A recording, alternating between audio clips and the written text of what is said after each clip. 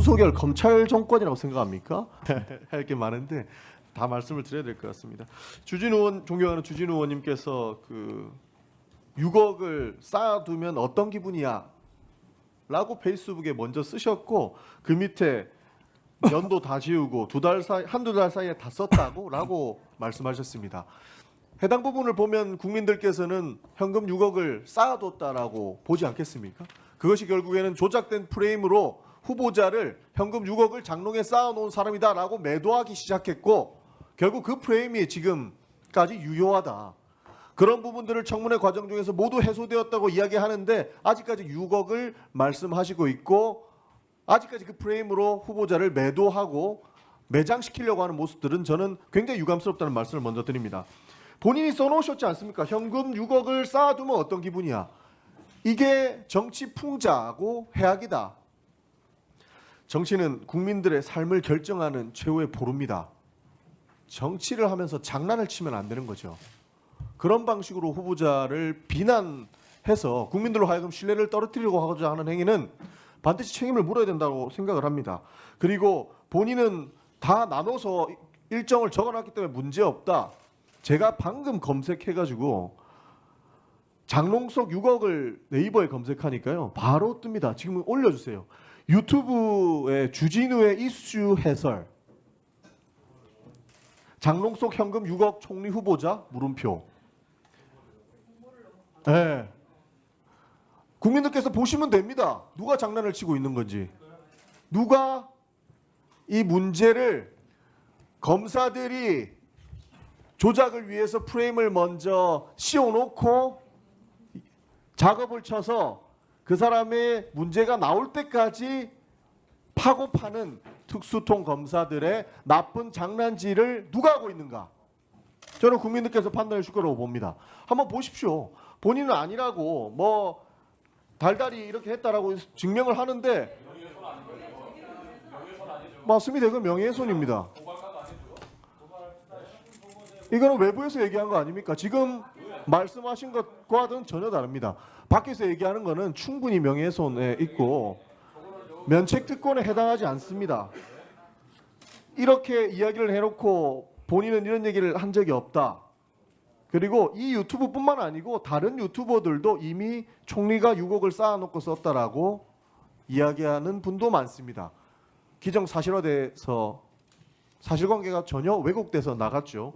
이 부분을 어떻게 저희가 이야기하지 않을 수 있겠습니까? 그리고 후보자께서 말씀해 주신 것처럼 실제로 국민의힘 공당의 이름을 건 현수막에도 6억이라고 하는 현수막을 붙이고 있습니다. 그 자료까지 가지고 와야 되나요? 제가 차후 질의에 알려드리겠습니다. 이러니까 문제가 있다고 얘기하는 거고 시간이 많이 갔네요. 아직도 6억을 현금 쟁여놓았다고 생각하는지는 모르겠으나 이것은 명백한 명예훼손이고 후보자를 그냥 비난하기 위한 방도에 불과하다는 말씀드리겠습니다. 그리고 어저께 이야기한 거 들어보니까 아들 유학비 빨리 증명해라. 제3자가 줬을 수 있다라고 의혹 제기하면서 이거를 아들한테 물어봐서 증명을 하라고 이야기하는데 영화를 너무 많이 보셨습니다. 제3자가 후보자 아들한테 돈을 줬다라고 이야기하는 것 같은데 가당키는 하겠습니까? 그리고 존경하는 김희정 의원님께서 질문을 주셨는데 2008년 오피스텔 전입 신고한 거를 문제 삼으면서 수상한 자금이다, 수상한 거래다라고 말씀 주셨습니다. 근데 후보자께서는 한국에 없는 시절이고 유학 시절에 우편물 수령하기 위한 곳이다라고 해명하신 바 있습니다. 후보자님 질문 하나 드리겠습니다. 후보자께서 이 정치자금법 위반이랑 이런 법률적 대법원 판결을 언제 받으셨습니까? 제가 말씀드리겠습니다. 2005년도에 추징금 2억 받으셨고요. 2009년도에 추징금 7억 받으셨습니다. 말씀하신 2008년도에 정계에 복귀하실 수 있다. 다시 한번 권력을 잡을 수 있다라고 생각하셨습니까? 제가 18년 만에 정치에 돌아왔는데 김민석은 끝났다. 김민석은 죽었다. 뭐 이런 얘기를 워낙 오래 들어서 사실은 제가 2020년에 정치에 복귀할 수 있을 것이라고는 저도 그렇고 제 주변에서도 별로 생각을 안 했던 시기를 보낸 것 같습니다.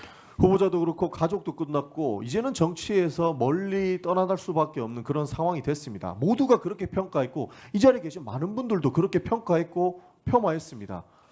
그렇기 때문에 유학의 길을 올랐습니다. 근데 이 사람의 이후 행보, 정치적 행보 때문에 이 사람한테 투자를 했고 불편한 자금을 만들기 위해서 했다.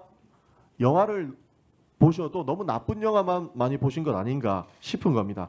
상황적, 현실적 측면은 전혀 고려하지 않고 후보자가 이후에 어떠한 어려움을 살았는지 하나도 이해하지 않고 후보자를 매도하기 위해서 모든 프레임을 만들어 놓고 공격하기 위한 내용들, 저는 굉장히 유감스럽다는 말씀을 드리는 것이고, 그 자금 흐름에 대한 것은 어저께 분명히 다 나왔습니다. 몇 년도에 그 가족상을 당하면서도 문제가 됐던, 그 위로금 받았던 그 돈도 본인의 사회적 책임을 다하기 위해서 추징금을 다 납부했습니다. 전두환이 29만 원이 있다고 그 추징금 납부 안 하고 도망갈 때 아무도 문제 제기하지 않던 사람들이 이제 와가지고는 추징금을 다 납부하고 본인의 책임을 다한 사람한테 그 돈 어디서 났냐, 네가 갚을 능력이 있었냐라고 이야기하는 게 이게 상식적입니까? 그리고 그 돈을 몇 년간 모아놨던 돈을 한 번에 모아갖고 장롱에 쟁여놓았다라고 이야기하니까 국민들께서 오해를 하지 않으시겠냐라는 말씀을 드리는 겁니다. 그 인물들에게 차용증까지 쓰시면서 갚으려고 노력을 했고 실제로 빚을 내서 다 갚았습니다. 그리고 배우자가 후보자한테 말도 못하고 친정에서 생활비 쓴다고 조금씩 받았던 그 돈도 증여세까지 냈다고 밝혔습니다. 그거 전부 다 모아놓고 네 평생 이 돈 모아놨는데 그 자금 이상한데? 그런 식으로 후보자를 매도할 필요는 없다고 봅니다. 이것은 청문회가 아니다라고 평가할 수밖에 없습니다. 굉장히 유감의 말씀을 드리고, 위원장님께서도 이런 문제에 대해서는 더 이상 후보자에 대한 비난 형태로 다른 것을 좀 막아주셔야 된다고 생각합니다. 국민의힘에서 요구한 자료들이 너무나도 어처구니 없는 경우가 굉장히 많았습니다. 그게 후보자 자녀의 성적표, 학생 기록부, 전 배우자의 출입국 기록, 외환 신고 필증 이런 거 달라 하니까 당연히 못 주는 거죠. 전 배우자한테 어디 나갔다 왔냐, 해외 어디 갔다 왔냐, 그걸 어떻게 물어봅니까? 그 내용을 어떻게 대답하라는 겁니까? 그거를 퍼센테이지에 넣으니까 마치 많은 자료를 안 준 것 같지만 줄 수 있는 자료는 다 줬고 본인이 동의했다는 얘기를 수차례 하지 않았습니까? 그러니까 애초에 줄 수 없는 자료들 가지고 퍼센테이지 넣어가지고 마치 김민석 후보자가 자료를 안 주고 있다는 형태로 매도하는 것은 바람직하지 않다고 보는 것이고요. 충분히 필요한 내용들은 추가적으로 제출하겠다는 말씀을 드리고 있는 것이라고 보고 있습니다. 그리고 현금 6억 원에 대한 용처 계속 말씀하시는데요. 그 연도별로 추징금 납부하신 현황을 우리가 전체 의원실에서 다 받지 않았습니까? 이 자료를 토대로 우리가 PPT도 만들고 어떻게 납부됐고 몇 년도에 납부됐는지 다 보지 않았습니까? 이것을 토대로 6억이 어디서 났냐라고 질문하신 거 아닙니까? 몇 년도에 뭐가 들어왔고, 그리고 후보자가 밝힌 것처럼 세배에서 절반 이상씩, 절반씩은 같이 납부했다라고 하면 대충 돈이 어떻게 돌아가는지는 충분히 소명이 가능하다고 보는 겁니다.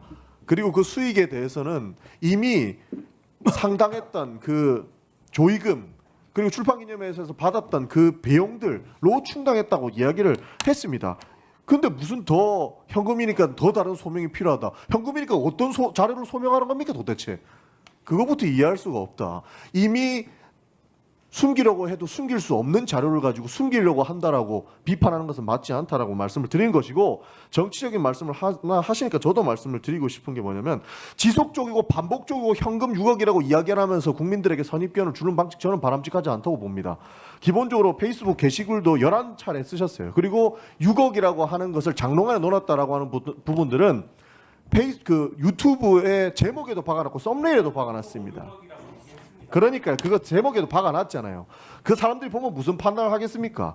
어떤 거짓말이라도 충분히 자주 반복되면 사람들은 결국 그것을 믿게 된다. 이거 굉장히 유명한 말이죠. 나치가 선동할 때 핵심적으로 쓰는 선동 전략입니다. 의미 없는 금액을 전부 다 모아가지고 그것이 사실인 양 지속적이고 반복적으로 얘기하는 것, 나치랑 다를 바 없습니다. 이제 해명이 충분히 됐으면 그 부분으로 넘어가야 된다고 보는 것이고, 출판기념회를 검은돈 거래 장소로 국민의힘 의원님들 보시는 것 같습니다. 근데 국민의힘은 출판기념회 한 사람들 어떻게 할 겁니까? 그 사람들 다 사직시킬 겁니까? 존경하는 이종배 위원장님, 출판기념회, 이종배 국회의원 출판기념회 치니까 본인은 하지 않으셨는데 김동원 출판 기념회에 축하 영상 보내주셨더라고요. 그 검은 돈 거래하는 장소에 축하 왜 보냈습니까? 말이 안 되는 거지 않습니까? 우리 의원들은 의례적으로 하는 거예요. 제 얘기하는 거예요. 예. 의례적으로 하는 건데 그걸 굳이 저 사람 잘못됐으니까 잘못되게 만들어 보고자 하는 목적을 가지고 매도해서는 안 된다라는 말씀 드리는 것이고, 정치 신인들이나 뭐 장관 출신도 정치 신인으로 볼 수 없는데 출판 기념을 왜 하냐? 검사 생활 잘 하다가 돈 많이 벌고 뭐 용산 한번 갔다가 갑자기 공천 받는 사람들은 본인 알리는 거에 대해서 그렇게 안 급할 겁니다. 그런데 보통의 사람들은 그렇지 않아요. 그런 정치 현실을 무마하고 나는 배지 달았으니까 다른 사람들 어떻게 되든지 말든지 출판 기념회 하지 말라고 하고 그거는 검은 돈의 거래 장소다라고 규정하는 것 자체가 굉장히 위험한 거고, 대한민국 민주주의 내에서 자신을 알리고자 하는 행위에 대한 그런 굉장한 민폐를 끼치고 있다. 저는 그런 말씀 드리고 싶습니다. 그리고 이제 수사의 영역이다. 이미 그 6억 원에 대해서는 소명 다 됐고 추징금 냈고 자기 세비 털어가지고 돈 내고 한 거 다 규명됐다고 얘기했고, 심지어 그 책에도 자료에도 다 냈습니다. 그리고 본인이 어디에서 받아왔는지 출처에 대한 얘기를 했고 증여세 냈다고 했는데 수사받아갖고 다시 한번 증명해라? 아직도 윤석열 검찰 정권이라고 생각합니까? 마음에 안 들면 고발하고 수사해가지고 나올 때까지 털고 주변 사람 털고 옆에 뭐 강모 위원장 얘기하시는데 지인들 괴롭히는 거 유명한 게 정치 검찰의 특성 아닙니까? 배우자 털고 자녀 털고 친인척 털고 지인 털고, 기본적으로 전 배우자 뭐 증인 신청할 때까지만 해도 설마 사람들이 그렇게 하겠느냐 했는데 실제로 그렇게 하는 걸로 봤고, 지금까지 자료 요청하는 게 아들 돈 어디서 나왔냐라고 하는 소설 쓰고 있고, 이런 식으로 청문회 진행돼서는 안 된다고 생각을 합니다. 그렇기 때문에 이젠 좀 상식선에서 검증을 하고, 자료 안 주신 거는 달라고 하는 거 저 동의합니다. 그렇게 검증해야죠. 근데 억측으로 매도해서는 안 된다. 그런 방식으로 국민 앞에 서 있을 자신이 있으신 다시 한번 묻고 싶다는 말씀 드리겠습니다.